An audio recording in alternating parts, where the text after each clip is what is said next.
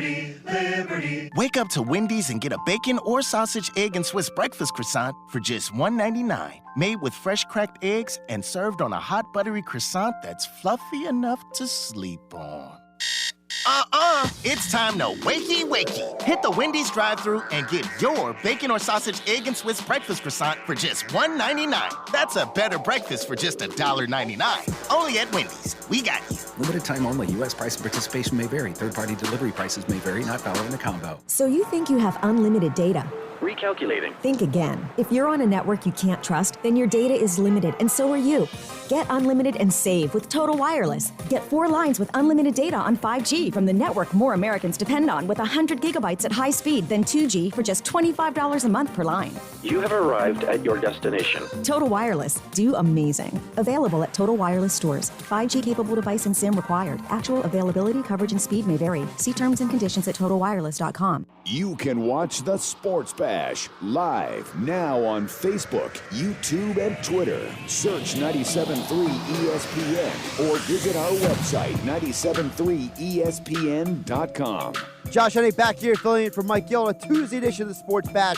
97.3 ESPN FM, the 97.3 ESPN mobile app. We are live as always on YouTube and Twitter at 973 ESPN.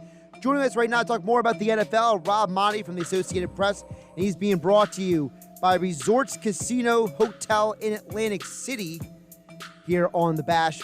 Tuesdays and Thursdays on 97.3 ESPN. Of course, don't forget his show, Faith on the Field. Catch it this Saturday at 8 a.m. and the encore at 6:30 a.m. on Sunday here on 97.3 ESPN. And he joins us on the YouTube stream. You can see him right here on YouTube and Twitter. Rob, how you doing today? What's up, Josh? Happy cut day in the NFL. Yeah, it's a whirlwind today, to say the least. It's been wild to keep up with, so we'll try our best to try to make some sense of this. First, I want to ask you, just kind of leave it open-ended. For the Eagles, did anything surprise you about the last 24 hours with this roster so far? Not really. I thought they were going to make a move to clear up a spot, and they did that, trading Matt Pryor and getting a 6th-round pick in return. Matt Pryor in the 7th going to Indianapolis and getting a 6th round in return. So that move certainly made sense. They have a lot of depth on the offensive line. One of the I guess bright sides to having so many injuries there last year is they were able to develop guys and show teams around the league that there are guys who, in Matt Pryor, he didn't play all that well, but at least he played. He started some games, and they have other guys who've started some games. So they certainly have depth on the offensive line. I'm a little surprised, but see, I think you can bring back John Hightower for sure on the practice squad. So I thought he's a guy who showed you some speed last year, had some drops, but he did get behind defenses.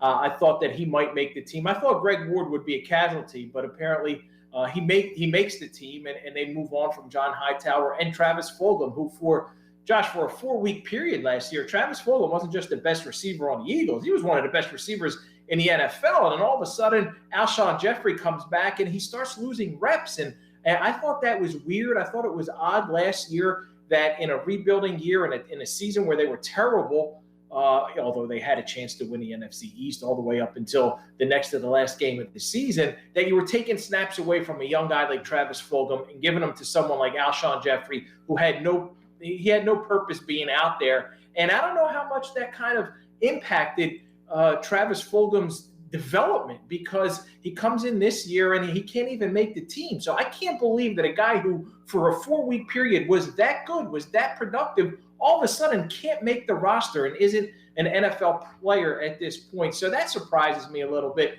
Jordan Howard is slightly a surprise. However, I think after week 1, if they wanted to, they can bring back Jordan Howard, because then his salary won't be guaranteed as a veteran after week 1. So there's still some things that have to be determined, still some moves that have to be made, a practice squad to be filled out. Teron Jackson's spot is going to be filled out once he's put on IR. So overall, I'm not really that surprised with what the Eagles did. Yeah, and we should remind people, as I have been throughout the day, this is not the final 53. This is the first 53, because we got, 10 days till the start of the NFL season. So, things can change over the next week and a half. Yeah, that's a good point. It's not the final 53. Like you just said it beautifully. It's the first 53, and this 53 will change, and it'll change again, and then it'll change again, and it'll continually be changed and tweaked and updated. And there's a lot of factors that go into this. And I asked Howie this just a little bit ago when we did the Zoom call with Howie and Nick Sirianni. How much does vaccination status play a role into some of the decisions you make? Because Urban Meyer just said, and he may be getting in trouble for this, I'm not sure. The NFL may be like, you're not supposed to base roster decisions on vaccinated and unvaccinated. And he says, oh yeah, for sure. It was a factor because they have a player, defensive end, in Josh Allen, who hasn't been able to play the last 2 games. He's unvaccinated, and he hasn't tested positive for COVID. He was just a close contact of someone, and he's had to continually sit out. So there's a lot of factors that go into some of these decisions, and they will continue to be factors this season as the NFL tries to navigate through what is a very odd and unusual time in this country. Yeah, I could already see the J.C. Treader essay coming out in the next 24 hours about Urban Meyer, especially after the NFL just came out and changed the protocol rules again. So it's like, one of those deals where it's like, hey, the protocol rules are changing again. And then Urban Meyer says this. I could already see J.C. Treader losing his mind right now. Totally, Josh. And hey, let's not overlook Cam Newton being released. I thought that was a surprise. Like, to me, he's the biggest name who hits the waiver wire today in the NFL. And as I'm doing a national roundup on it, I'm like, well, that's an easy lead. I got Cam Newton being released, and he's unvaccinated. And he just recently had to miss time after coming to Philly for the Eagles game because of the protocols and going out and whatever he did that put him into that COVID-19 reserve list for a few days. And I don't think that sits well with a guy like Bill Belichick, right? I think he's a guy like, he doesn't want to go into week to week with uncertainty because of the protocols now and the punishment being so punitive for these guys, right? The NFL hasn't said you must mandate. It's not mandatory, but they sure as heck are making it mandatory with all the protocols that they've put upon these players. And it's a situation where I wonder how much of a factor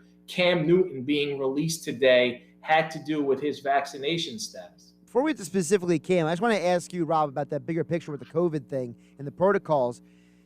From my perception, I feel like the NFL has been very reactionary with this stuff. To me, they have not been very good at planning ahead. The NFLPA came out and said, we want daily testing. The NFL says, okay, we'll do weekly testing for the vaccinated players. The fact that even Dr. Alan Stills came out and said, hey, we have way less positive tests than we did last year, but yet certain teams are still having serious problems. By the way, I don't think Mike Vrabel is still back in the building in Tennessee. So, how much is this going to linger over the league as we go into the season, that some of this stuff is very inconsistent?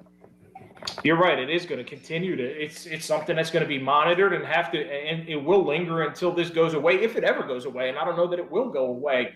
But yeah, they updated the protocols yesterday. I was just running down the list. I'm reading through the memo and trying to see the tweaks here and the tweaks there. And that was a major adjustment because before was vaccinated players were not tested only once every 14 days. And even some of them even had a problem with that. Like, hey, why are we only, getting tested every 14 days and the other guys are getting tested daily? Man, it's one of those crazy times right now that we're going through, and even us as the media, in order to cover the NFL, you must be vaccinated. You cannot get in there, and no matter how you feel, but I'm not an anti-vaxxer, but I'm not a pro-vaccine guy. I believe in whatever you want to do. Your decision is best for you, and I can certainly understand those who don't want to and those who do want to, and I thought that was extremely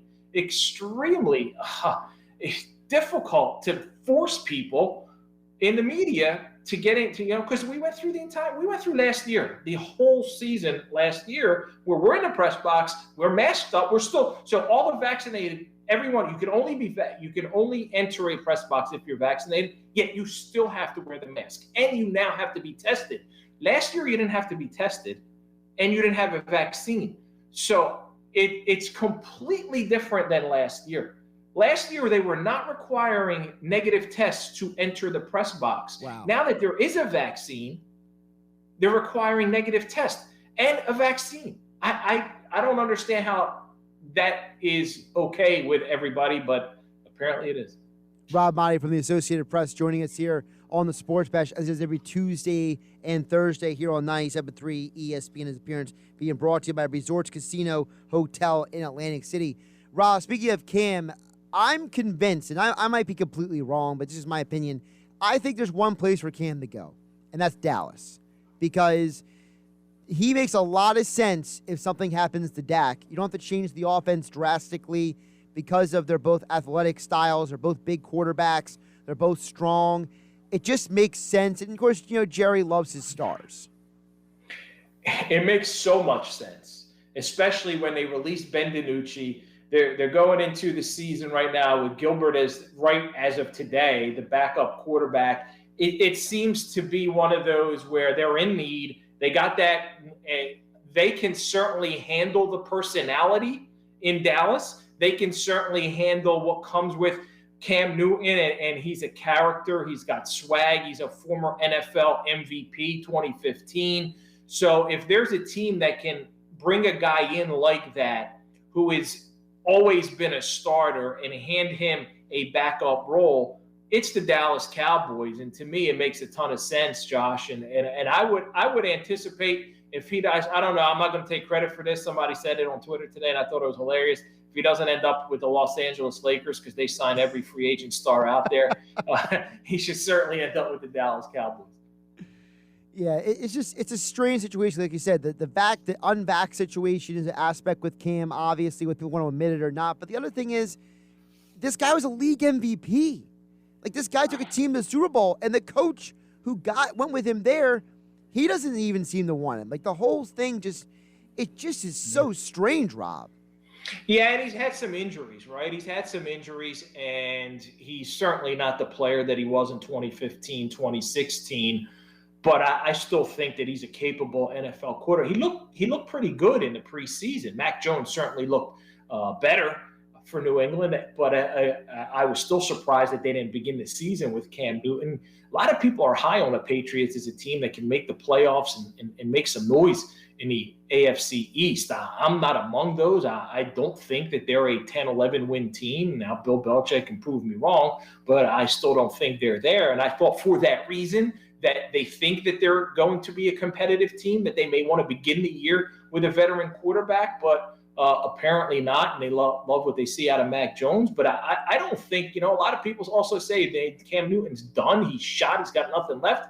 I'm not in that camp. I still think that he's a capable NFL quarterback. And you saw it, like last year, he's coming off injuries, learning the offense. It's a learning period. It's an adjustment time for him. Yet he showed flashes of who he is, and he's such a weapon on the ground, running the ball, and a powerful quarterback. I think that he can end up somewhere, if it's Dallas or somewhere else. And I don't believe we've seen the last of Cam Newton as a starting NFL quarterback. Yeah, I hope so for his sake. He's a guy that, I believe everyone deserves a chance to come back from injury and not just be dismissed because they missed time with an injury. Rob, also around the league, you mentioned the AFC East. So now you got Mac Jones, Tua Tagovailoa, Josh Allen, and Zach Wilson all in the AFC East.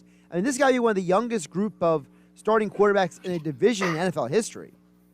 It is, and there's a lot of talent there, right? I love Josh Allen. Everything that the talent that he has and the upside that he still has. I don't think Josh Allen has reached his ceiling. I think he's a guy who could be an MVP candidate for several more years to come, and he's just getting comfortable now in Brian Daboll's offense and system over there in Buffalo, and they've surrounded him with weapons.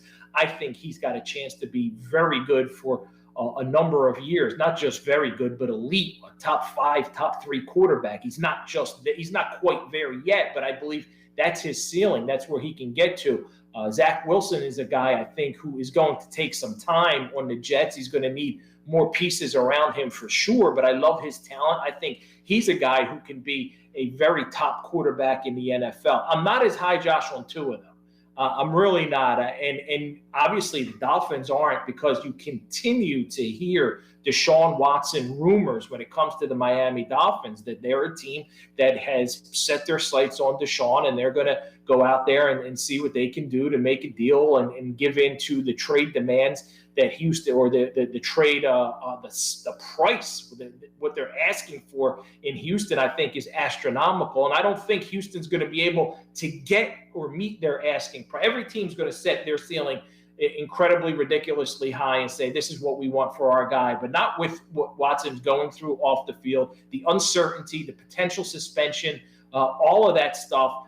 It has to be, it's a definitive factor in any trades for him. But for that reason, I don't think Miami is all that set on Tua. They're not high on him. And there's a possibility that of the three Alabama starting quarterbacks right now in the NFL, Jalen Hurts, Mac Jones, and Tua was drafted the highest, and he may be the worst. That's an interesting point, because I feel like Tua was a lot of times drafted on potential. He wasn't drafted on actual ability. And my biggest problem with Tua coming out of college, Rob, was all the injuries. I mean, he had tightrope surgery on both ankles. He's had the shoulder issue. He's had other injuries. Any guys get that many injuries in college coming to the NFL, it's a bit of a head scratcher. And listen, the guy who's most durable is the guy who was drafted later. It was Jalen Hurts. Jalen Hurts is built like a brick house. I mean, the dude goes around deadlifting like 600 pounds. And Mac Jones apparently is really good at not getting hit. So there's a part of me that wonders, is Jacoby Brissett going to end up starting 4 or 5 games this year for Miami? Oh, there's a good chance of that. I'm surprised that they moved away from Ryan Fitzpatrick last year when they had a chance to make the playoffs. And Ryan Fitzpatrick said it. He was very disappointed that they benched him for Tua last year. And I actually think Jacoby Brissett is one of those. He may be one of the top backup quarterbacks in the NFL. He's a guy who, in the right system, we saw that a couple years ago with Indianapolis, he could play. He could play the game, and he could step in there and be a very productive backup quarterback. And there's a couple teams with good backup quarterback situations. The Miami being one of them, the Bears with Andy Dalton, Justin Fields, Nick Foles, and then you gotta look in your own backyard. Look at the Birds with Joe Flacco and Gardner Minshew. How about Minshew with the number 3? That was confirmed today. Nick Sirianni confirmed he's going to enter the season as number 3 quarterback. I think what he does, having Minshew on the team in a league where so many quarterbacks are mobile, he's going to give the Eagles great looks on the scout team, because he's running that scout team, preparing the defense for other mobile quarterbacks. He can certainly do that a heck of a lot better than Joe Flacco. Rob, also, I want to ask you about, you mentioned the quarterbacks. There are a lot of young quarterbacks in the league right now. A lot of the league is really trending young right now. We mentioned, Tua and Hurts and Mac Jones. But also, let's be realistic, almost every team in the league outside of Green Bay and Tampa have a guy who's pretty young in terms of overall age in the league. I just want to get your perspective on the fact that the league at quarterback is starting to trend even younger at this point. Yeah, they are. And by the way, I want to correct myself. The Cowboys also cut Garrett Gilbert, so Cooper Rush right now is their only backup quarterback. So that makes even more sense for Cam Newton in Dallas, Josh. There you go. But yeah, the league is, and there's a lot of good young quarterbacks around in the NFL. Of course, the AFC is loaded with them, right? You look at the AFC, they're loaded with good young quarterbacks, and the NFC still has the old guard. They still have Tom Brady. They still have Aaron Rodgers. As of last year, you had Drew Brees. He's gone, but Russell Wilson's on the older side. He's still got a lot of years left, but he's still among the older guys. Matt Ryan's also an older quarterback. But outside of those guys, Dak Prescott, to me, he's still a young guy. He's still in his 20s. The league is certainly trending towards young quarterbacks, and also they're not getting as much of a leash. Look at what the Jets did with Sam Darnold. A couple years and gone. Carson Wentz, one horrible season and gone. Guys are not getting the opportunity to come into a situation and either have success or struggle a little bit and then continue there. They're moving on from them because quarterbacks are being developed so well in college football right now. And there are so many guys who have that potential to have success that a new coach comes in, they want their guy. They want to groom that guy. They're going to go out there and they're going to bring in who they think could be that franchise quarterback. But there's only a handful now. Big Ben's still there, of course, obviously in Pittsburgh. We got to mention him when we're talking about old quarterbacks. But we're going to see a lot of younger quarterbacks making an impact in the NFL this season for sure.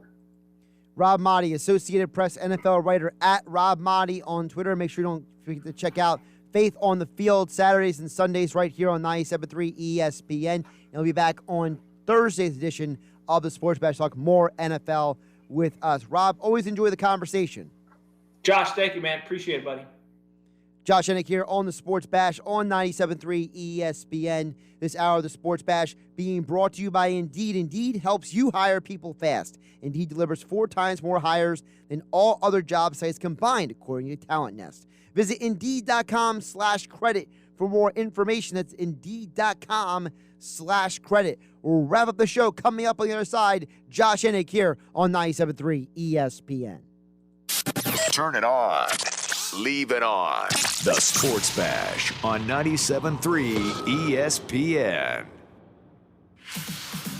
There's more to explore than ever before with Caesars Entertainment Atlantic City Resorts. From world-class shopping and dining to exciting nightlife and entertainment, Caesars Atlantic City, Harrah's Resort, and Tropicana Atlantic City have it all. Join AC's Best Players Club, Caesars Rewards today, and start earning and redeeming rewards while you play, dine, shop, and do what you love. For more information, visit Caesars.com. Start fall with everything to do business better during Dell Technologies Labor Day event. Save up to 45% on select business PCs with Windows 10 Pro. Power your workday with savings on Dell servers, monitors, docks, and other accessories, plus free shipping on everything. Do more with modern devices and Windows 10 Pro. Call 877-ASK-DELL for a Dell Technologies advisor who can help you find the right tech. That's 877-ASK-DELL for business specials during Dell's Labor Day event. Let's just take that out of your mouth. At Ping's Pre-K, the growing enrollment is no play date. She needs more teachers certified in early childhood development. Is it nap time yet? Lunch? Indeed can help her hire great people fast. I need Indeed. Indeed you do. With Indeed Instant Match, we immediately show you quality candidates whose resumes on Indeed meet your sponsored job description. Visit Indeed.com/credit and get $75 towards your first sponsored job. Terms and conditions apply. Hey, welcome to Everything Outdoors. Can I help you find anything? Hey, yeah. Can you point us to the camping gear? Sure, aisle 2. Snowboarding? Just bought a new Nissan Pathfinder. It's got intelligent 4x4, and we want to hit the backcountry. Aisle 18. And the boats? Are you sure you can do all this? Up to 6,000 pounds towing, we're good to go. Oh, where's the scuba gear? Return to rugged in the all-new 2022 Nissan Pathfinder. Available intelligent 4x4 cannot prevent collisions or provide enhanced traction in all conditions. Always monitor traffic and weather conditions. Towing capability varies by configuration. See Nissan Owner's Manual for proper use. At Boost Mobile, we're giving you a free phone when you switch, and all the power that comes with it. The power to access everything humanity has to offer. The power to connect with anyone in the world. The power to order tacos. Get a free Samsung Galaxy A32 5G when you switch to America's largest 5G network. Information, communication, tacos. Now that's power. More power to save. Boost Mobile. Free phone limited to new customers and 1 per line. Additional restrictions apply. See boostmobile.com for details. Wake up to Wendy's and get a bacon or sausage, egg, and Swiss breakfast croissant for just $1.99. Made with fresh cracked eggs and served on a hot buttery croissant that's fluffy enough to sleep on. It's time to wakey wakey. Hit the Wendy's drive-thru and get your bacon or sausage, egg, and Swiss breakfast croissant for just $1.99. That's a better breakfast for just $1.99. Only at Wendy's. We got you. Limited time